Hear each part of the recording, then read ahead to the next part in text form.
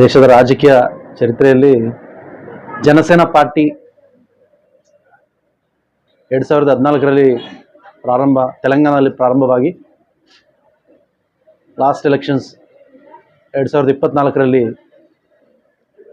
ನಾವು ಕಂಟೆಸ್ಟ್ ಮಾಡಿದ 21 assembly segments, 2 parliament ಸೆಗ್ಮೆಂಟ್ಸಲ್ಲಿ 100% strike ರೇಟಿಂದ ಗೆದ್ದು ಒಂದು ಭಾರತ ದೇಶ ರಾಜಕೀಯ ಚರಿತ್ರೆಯಲ್ಲಿ ಒಂದು ಇತಿಹಾಸ ಸೃಷ್ಟಿ ಮಾಡಿದ ಜನಸೇನಾ ಪಾರ್ಟಿ ಏನಕ್ಕೆ ಅಂದರೆ ಅದು ಪವನ್ ಕಲ್ಯಾಣ್ ಅವರ ಸಿದ್ಧಾಂತಗಳು.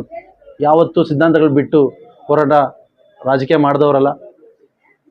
ರಾಜಕೀಯ ಇತಿಹಾಸದಲ್ಲಿ ಜನರಿಗೋಸ್ಕರ ಅವರ ಕಷ್ಟಾರ್ಜಿತವನ್ನು ಕೋಟಿಗಟ್ಟಲೆ ಜನರಿಗೋಸ್ಕರ ಕೊಟ್ಟು, ಜನರಿಗೆ ಎಲ್ಲಿ ಸಮಸ್ಯೆ ಇದೆ ಅಂದ್ರೂ ಅದು ಯಾವ ರಾಜ್ಯ ಅಂತ ಕೂಡ ನೋಡದೆ ಎಲ್ಲ ರಾಜ್ಯಗಳಲ್ಲೂ ಅದು ರೈತ ಜೈ ಜವಾನ್ ಜೈ ಕಿಸಾನ್ ಅಂದಂಗೆ ರೈತರಿಗೂ ಕಷ್ಟ ಬಂದ್ರೂ ಕೋಟ್ಯಾಂತರ ರೂಪಾಯಿ ಕೊಟ್ಟಿದ್ದಾರೆ.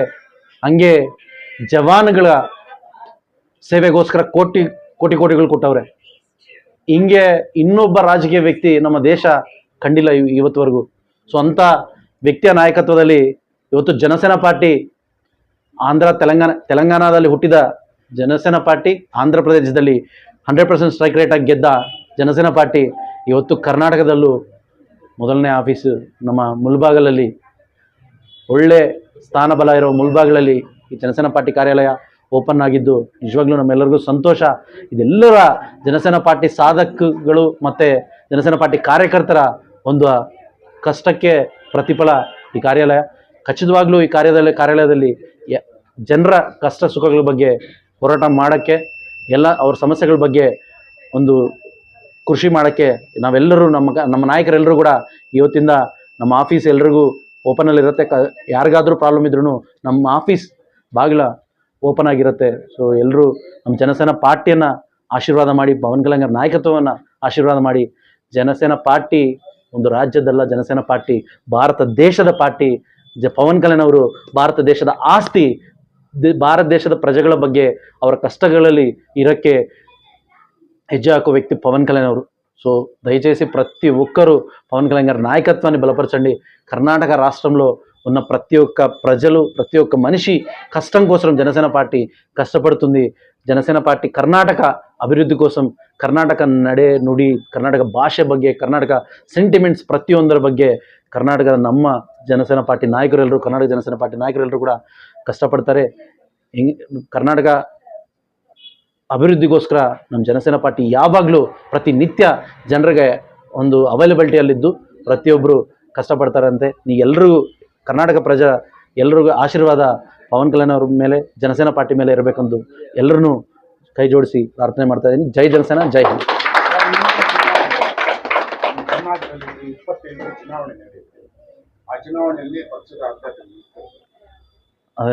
ಇವತ್ತೇ ಆಫೀಸ್ ಓಪನ್ ಮಾಡಿದ್ದೀವಿ.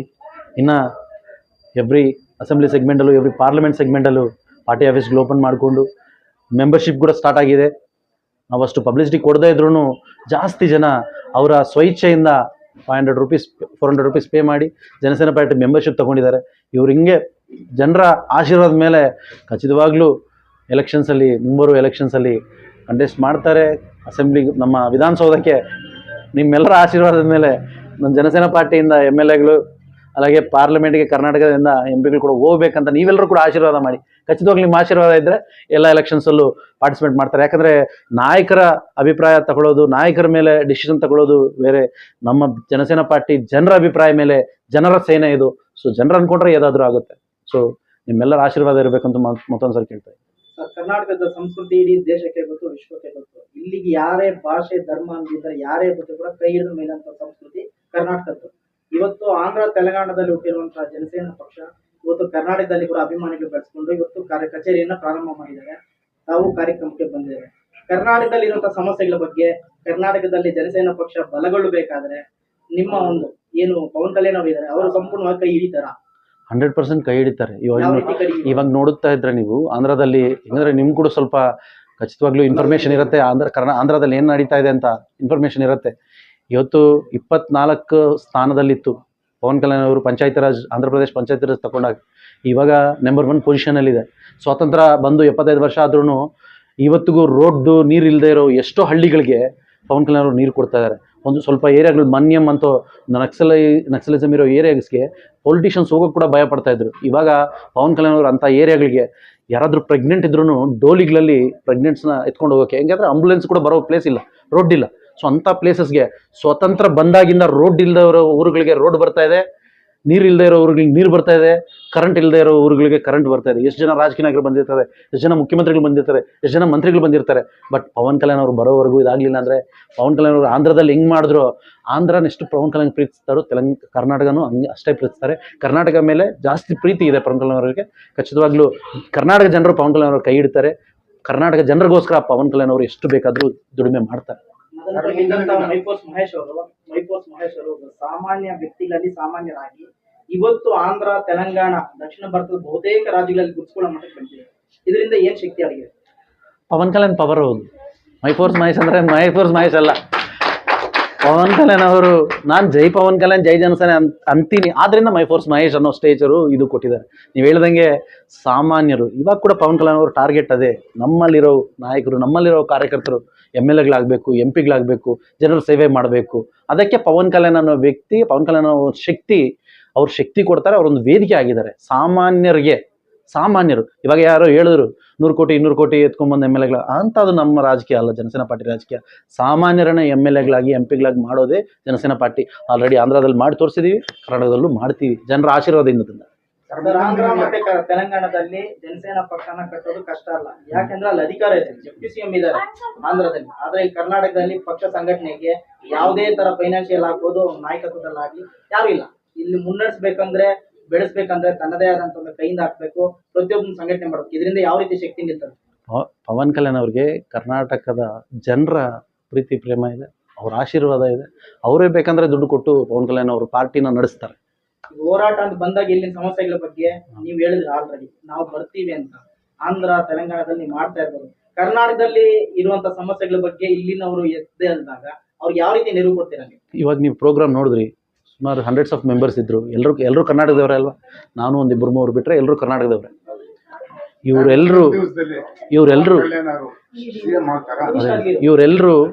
ಇವರೆಲ್ಲರೂ ಒಂದೊಂದು ವೆಪನ್ ಆಗಿ ಆ ಊರುಗಳಲ್ಲಿ ಜನರಿಗಿರೋ ಸಮಸ್ಯೆಗಳ ಬಗ್ಗೆ ಹೋರಾಟ ಮಾಡಿ ಜನರ ಸಮಸ್ಯೆ ತೀರಿಸ್ತಾರೆ. ತದ್ವಾರ ಪಾರ್ಟಿಯನ್ನು ಕೂಡ ಬೆಳೆಸ್ತಾರೆ. ಭಾರತ ದೇಶದಲ್ಲಿ 100 ರಾಜಕೀಯ ಪಕ್ಷಗಳಿವೆ. ಆ ಪಕ್ಷಗಳ ಜೊತೆ ಇವತ್ತು ಜನಸೇನಾ ಪಕ್ಷ ಕೂಡ ಒಂದು ಬಂದಿದೆ.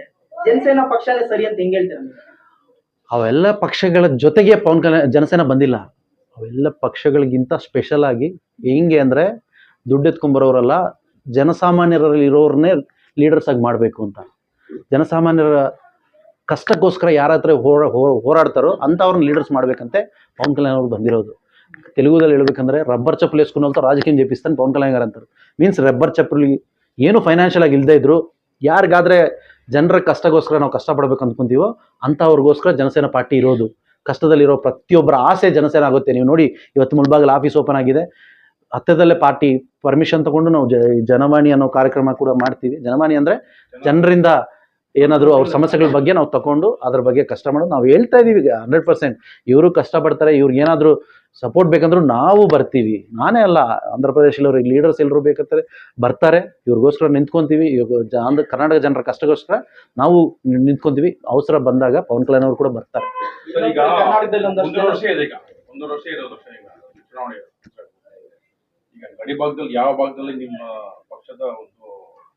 ಜನಸೇನಾ ಪಾರ್ಟಿ ಗಡಿ ಭಾಗಕ್ಕೆ ಮಾತ್ರ ಸೀಮಿತ ಅಲ್ಲ. ಕನ್ನಡ ಅಸಲು ತೆಲುಗು ಬರದೇ ಇರೋರು ಕೂಡ ಜನಸೇನಾ ಪಾರ್ಟಿ ಪಕ್ಷದಲ್ಲಿ ಆಕ್ಟಿವ್ ಆಗಿ ಕೆಲಸ ಮಾಡ್ತಾ ಇದ್ದಾರೆ. ಜಾಸ್ತಿ ಜನ ತೆಲುಗು ಕೂಡ ಬರಲ್ಲ, ಬಟ್ ಕನ್ನಡ ಜನಸೇನಾ ಪಕ್ಷದಲ್ಲಿ ಮಾತಾಡ್ತಾ ಇದ್ದಾರೆ. ಇಲ್ಲಿ ಪವನ್ ಕಲ್ಯಾಣ್ ಅವ್ರಿಗೆ ಕನೆಕ್ಟ್ ಆಗಿರೋದು ಒಂದು ಭಾಷೆನೋ ಒಂದು ಪ್ರಾಂತನೋ ಅಲ್ಲ. ಪವನ್ ಕಲ್ಯಾಣ್ ಅವ್ರಿಗೆ ಕನೆಕ್ಟ್ ಆಗಿರೋದು ಒಂದು ಜಾತೀಯವಾದ, ಒಂದು ಅವರ ಹ್ಯೂಮ್ಯಾನಿಸಮ್, ಅವರ ಸಿದ್ಧಾಂತಗಳಿಗೆ ಕನೆಕ್ಟ್ ಆಗಿರೋರು ಇವರು. ಒಂದು ಭಾಷೆಗೆ ಸೀಮಿತ ಅಲ್ಲ ಪವನ್ ಕಲ್ಯಾಣ್ ಅವರು, ಒಂದು ಪ್ರಾಂತಕ್ಕೆ ಸೀಮಿತ ಅಲ್ಲ, ಒಂದು ಕ್ಯಾಸ್ಟಿಗೆ ಸೀಮಿತ ಅಲ್ಲ, ಒಂದು ಮತಕ್ಕೆ ಸೀಮಿತ ಅಲ್ಲ. ಪವನ್ ಕಲ್ಯಾಣ್ ಒಂದು ಕ್ಯಾಸ್ಟ್ ಅಲ್ಲ, ಪವನ್ ಕಲ್ಯಾಣ್ ಅವರು ಒಂದು ಮತ ಅಲ್ಲ, ಪವನ್ ಕಲ್ಯಾಣ್ ಅವರು ಪ್ರಾಂತ ಅಲ್ಲ. Pawan Kalyan is India's treasure, ಭಾರತದ ಆಸ್ತಿ ಪವನ್ ಕಲ್ಯಾಣ್ ಅವರು. ಸೊ ಎಲ್ಲರೂ ಹಂಗೆ ನೋಡ್ತಾ ಇದ್ದಾರೆ. ಅದಕ್ಕೆ ಇವರೆಲ್ಲ ಮೊನ್ನೆ ದಿಲ್ಲಿಯಲ್ಲಿ ನೋಡಿರ್ತೀರಿ ನೀವು, ಕರ್ನಾಟಕದಿಂದ ಬಂದವರೇ, ತೆಲಂಗಾಣದಿಂದ ಬಂದವರೇ, ತಮಿಳುನಾಡು, ಕೇರಳ, ಒಡಿಶಾ, ಮಹಾರಾಷ್ಟ್ರ. ಸೊ ಮಹಾರಾಷ್ಟ್ರದಲ್ಲಿ ಲಾಸ್ಟ್ ಎಲೆಕ್ಷನ್ಸಲ್ಲಿ ನೀವು ನೋಡಿದ್ರೆ ಅಷ್ಟು ಆವತ್ತುವರೆಗೂ ಯಾವ ನಾಯಕರಿಗೂ ಬಂದ ಒಂದು ಉದ್ಧೃತ ಜನರು ಸಮೂಹ ನೋಡಿದ್ವಿ ನಾವು ಅವತ್ತು. So Pawan Kalyan is an Indian treasure for sure. So Pawan Kalyan 100%. Karnataka ಜನತೆಗೆ ಒಂದು ತೊಂದರೆ ಇದೆ. ಆಂಧ್ರ ಮತ್ತೆ ತೆಲಂಗಾಣದಲ್ಲಿ ಏನು ಪವನ್ ಕಲ್ಯಾಣ್ ಅವರು ಭರವಸೆ ಕೊಟ್ಟಿದ್ದಾರೆ ಮೆಂಬರ್ಶಿಪ್ಗೆ 5 ಲಕ್ಷ ಏನು ಇನ್ಶೂರೆನ್ಸ್ ಪ್ಲಾನ್ ಇದೆ. ಕರ್ನಾಟಕದಲ್ಲಿ ನಾವು ಮೆಂಬರ್ಶಿಪ್ ಮಾಡಿದ್ರೆ ನಮ್ಗೆ ಕ್ಲೈಮ್ ಆಗುತ್ತಾ, ನಾವು ಬೆಳೆಸ್ಕೊಂಡ್ರೆ ನಾವು ಮೆಂಬರ್ಶಿಪ್ ಆದ್ರೆ ನಮ್ಗೆ ಡೌಟ್ ಇದೆ. ಅದು ನೇತೃತ್ವ ಯಾರು ವಹಿಸ್ತಾರೆ, ಅದು ಜವಾಬ್ದಾರಿ ಯಾರು ಅನ್ನೋ ಪ್ರಶ್ನೆ ಇದೆ. ಅದಕ್ಕೆ ಏನು ಉತ್ತರ ಕೊಡ್ತೀವಿ? ಇದು ಇವಾಗ ಮಾಡ್ತಾ ಇರೋ ಮೆಂಬರ್ಶಿಪ್ ಆಂಧ್ರ ಮೆಂಬರ್ಶಿಪ್ ಅಲ್ಲ, Jana Sena party Karnataka membership. Please ಇವರು ಬಂದೆ ಕರ್ನಾಟಕ ಮೆಂಬರ್ಶಿಪ್ ಮಾಡ್ತಾ ಇರೋದು. ಸೊ ಪರ್ಫೆಕ್ಟಾಗಿ ಆಲ್ರೆಡಿ ಕರ್ನಾಟಕ ಪಾರ್ಟಿ ಇವರೆಲ್ಲರೂ ಜನಸೇನಾ ಸಾಧಕವಾಗಿ ಮಾಡಿದ್ದಾರೆ. ಒಬ್ಬೊಬ್ಬರು 200 ಜನ 300 ಜನಕ್ಕೆ ಮೆಂಬರ್ಶಿಪ್ ಮಾಡಿಸಿದ್ದಾರೆ. ಸೊ ಆಂಧ್ರದಲ್ಲಿ ಹೆಂಗಾದ್ರೆ ಫೆಸಿಲಿಟೀಸ್ ಬರ್ತಾ ಇತ್ತು, ಕರ್ನಾಟಕದಲ್ಲಿ ಹಂಗೆ ಫೆಸಿಲಿಟೀಸ್ ಬರುತ್ತೆ.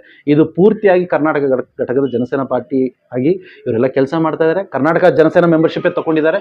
ಸೊ ಅದಕ್ಕೆ ಏನು ಪ್ರಾಬ್ಲಮ್ ಇರಲ್ಲ. ನಮ್ಗೆ ಆಂಧ್ರದಲ್ಲಿ ಹೆಂಗೆ ಸಿಗುತ್ತೋ, ತೆಲಂಗಾಣದಲ್ಲಿ ಹೆಂಗೆ ಸಿಗುತ್ತೋ, ಕರ್ನಾಟಕದಲ್ಲೂ ಹಂಗೆ ಸಿಗುತ್ತೆ. ನೇತೃತ್ವ ಯಾರು ವಹಿಸ್ತಾರೆ? ಸಾಧಕಗಳಿದಾರಲ್ವಾ, ಇವಾಗ ಸುಷ್ಮಾ ಅವರು ಸಾಧಕವಾಗಿ ಮಾಡಿದ್ದಾರೆ. ಆಂಧ್ರದಲ್ಲಿ ನಾಯಕತ್ವ ಅವರು ಅದೇ ಹೇಳ್ತಾ ಇರೋದು. ಕರ್ನಾಟಕದಲ್ಲಿ ಮುಂದಿನ ದಿನಗಳಲ್ಲಿ ಯಾಕಂದ್ರೆ ಅದು ಜನರು ಡಿಸೈಡ್ ಮಾಡಬೇಕು, ಪವನ್ ಕಲ್ಯಾಣ್ ಅವರು ಡಿಸೈಡ್ ಮಾಡಬೇಕು. Just we are budding. ಇವಾಗ ಸ್ಟಾರ್ಟ್ ಆಗಿದ್ದೀವಿ, ಮೆಂಬರ್ಶಿಪ್ ಸ್ಟಾರ್ಟ್ ಆಗಿದೆ. ಇವಾಗ ಸಾಧಕಗಳಾಗಿ ಸುಷ್ಮಾ ಅವರಾಗಲಿ, ಮುರಳಿ ಆಗಲಿ, MPS ಆಗಲಿ, ಇವರೆಲ್ಲೂ ಆದರ್ಶ ಆಗಲಿ, ಇವರೆಲ್ಲೂ ಸಾಧಕವಾಗಿ ಮಾಡಿದ್ದಾರೆ. ಇನ್ನು ಇವರಲ್ಲೇ ಜನರಿಂದ ನಾವು ಹೇಳಿದ್ವಲ್ಲ, ಸಾಮಾನ್ಯರಿಂದಾನೇ ನಾಯಕರನ್ನು ಮಾಡೋದು ಪವನ್ ಕಲ್ಯಾಣ್ ಅವರ ಅಭಿಮತ ಅಂತ ಹೇಳ್ಬಿಟ್ಟು, ಅದರ ಬಗ್ಗೆ ಎಲ್ಲ ಯಾರಾದರೆ ಕಷ್ಟಪಡ್ತಾರೋ ಅವ್ರನ್ನ ನಮ್ಮಲ್ಲೇ, ನಮ್ಮ ಜನರಲ್ಲೇ, ನಮ್ಮ ಸಾಮಾನ್ಯರಲ್ಲೇ ಒಳ್ಳೆ ನಾಯಕತ್ವ ಕೊಡ್ತಾರೆ. ಫೈನಲ್ ಆಗಿ ಜನಸೇನಾ ಅಂದ್ರೆ ಕರ್ನಾಟಕ ಜನತೆಗೆ ಏನು ಮೆಸೇಜ್ ಕೊಡ್ತಾರೆ? ಜನಸೇನಾ ಅಂದರೆ ಕರ್ನಾಟಕದಲ್ಲಿ ಇರೋ ಜನರಿಗೆ ಯಾರು ಕಷ್ಟ ಬಂದ್ರೂ ಫಸ್ಟ್ ಅವ್ರಿಗೆ ಜ್ಞಾಪಕ ಬರಬೇಕಾದ್ರೆ ಜನಸೇನಾ. ಅದೇ ನಮ್ಮ ಟಾರ್ಗೆಟ್. ಅದ್ರಿಗೆ ಕೆಲಸ ಮಾಡ್ತೀವಿ.